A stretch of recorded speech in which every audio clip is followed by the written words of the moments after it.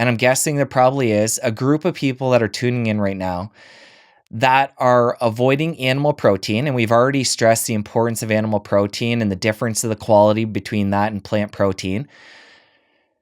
So for somebody who is holding on to that veganism because of, say, the environmental or the ethics, and obviously the ethics is something you can't really say a lot about, but let's talk about the environmental piece, because people might be using that as a reason not to eat these quality proteins. So talk about why that isn't something they should hold on to.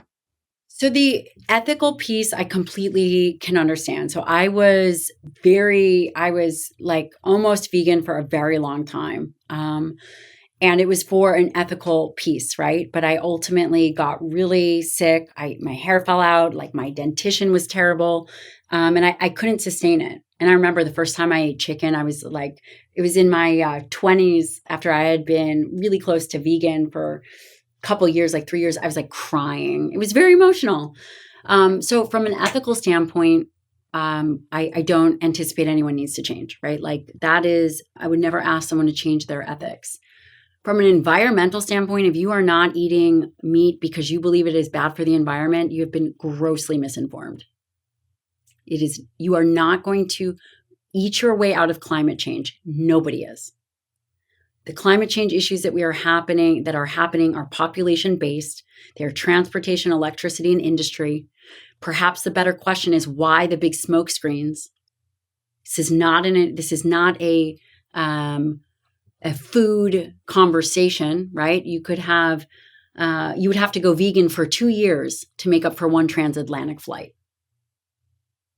Okay, so the environmental piece for veganism, vegetarianism is not where the attention should be. If we really care about the planet, don't waste food. I don't know, carpool, limit your flights, turn off your electricity. There's many other ways to impact it than further destroying people's health, right?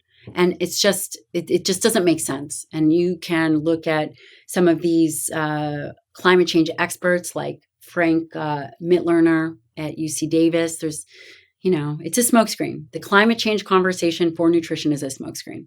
And I just really hope that, there's this crazy thing that happens when we become biased.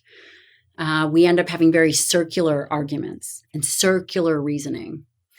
And if someone presents evidence of something different and an individual continues to circle back because of their belief, you have to question, why are you so tied to this? Why is one person so tied to this? So I suggest people be very open-minded and question, where is this information coming from and why do they think that to be true? Just because something is repeated doesn't mean it's true. And I think as human beings, when we start to believe something, naturally we're going to take in information. We're going to read the books, watch the documentaries, listen to the podcasts that support that, and continue to reinforce this message that might not be correct. And that's why an important part of me doing the show is interviewing people across the spectrum that eat all different ways, exercise different ways, live a healthy lifestyle through different means, to let people see that there is this total umbrella and you need to experiment as an individual to see what works for you.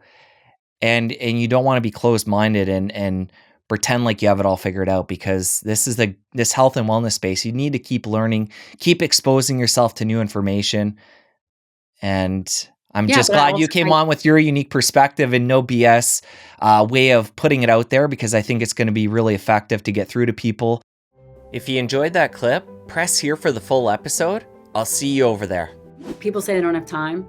And the reality is, if you don't have time for fitness, then how do you think you're going to have time for sickness? I think that we have a muscle crisis, not an obesity crisis. And that's why I do what I do.